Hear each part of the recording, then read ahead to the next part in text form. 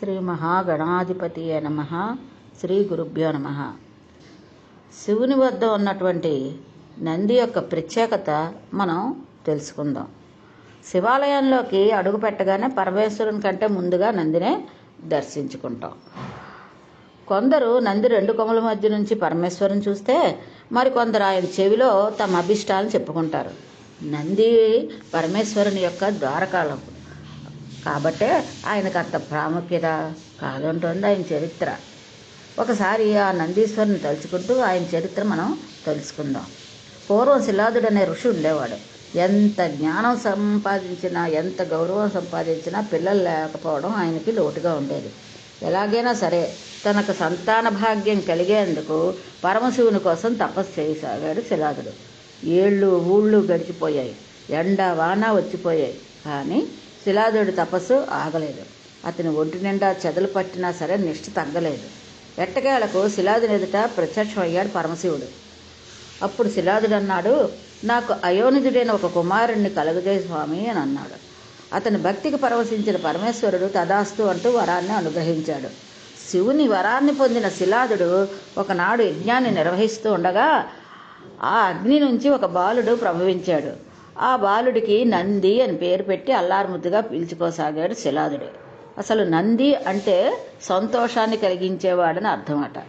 బాలుని జన్మంలాగే అతని మేధ కూడా అసాధారణంగా ఉండేది.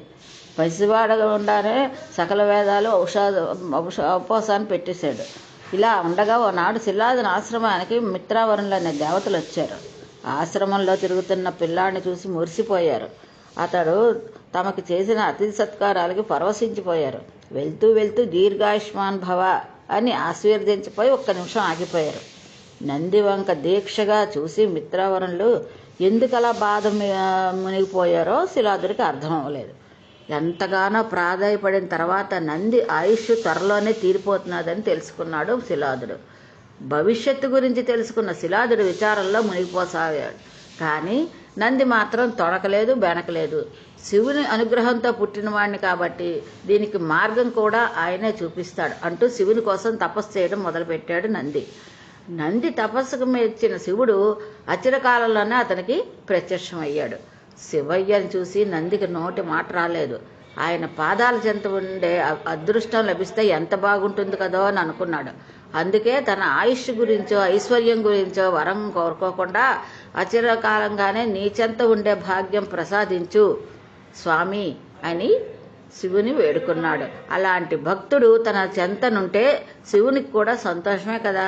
అందుకే నందిని వృషభ రూపంలో తన వాహనంగా ఉండిపోమ్మని అనుగ్రహించాను. ఆనాటి నుంచే శివుని ద్వారపాలకులుగా ఆయన్ని కాచుకుంటూ ఆయన ప్రమదగణాల్లో ముఖ్యుడుగా కైలాసాన్ని రక్షణ అందిస్తూ తన జీవితాన్ని ధన్యం చేసుకున్నాడు నంది. శివునికి సంబంధించిన చాలా గాథల్లో నంది ప్రసక్తి ఉంటుంది. వాటిలో శివుని పట్ల నందికి ఉన్న స్వామి భక్తి, దీక్ష కనిపిస్తూ ఉంటాయి. ఉదాహరణకు క్షీరసాగర మదనంలో హాలాహల అనే విషం వెలువడినప్పుడు దాని నుంచి లోకాలను కాపాడేందుకు శివుడు ఆ విషాన్ని మింగి గరళకంఠునిగా మారాడు కదా. ఆ సమయంలో కొద్దిపాటి విషం కిందకి జారిందట. అప్పుడు శివుని చెంత ఉన్న నంది ఏమాత్రం ఆలస్యం చేయకుండా ఆ కాస్త విషాన్ని ఆరగించేశాడు. మహాదేవతలే హాలాహలానికి భయపడి పారిపోతూ ఉంటే నంది మాత్రం కేవలం శివుని మీద ఉన్న నమ్మకంతో దాన్ని చప్పరించేసి నిశ్చింతగా నిల్చున్నాడు.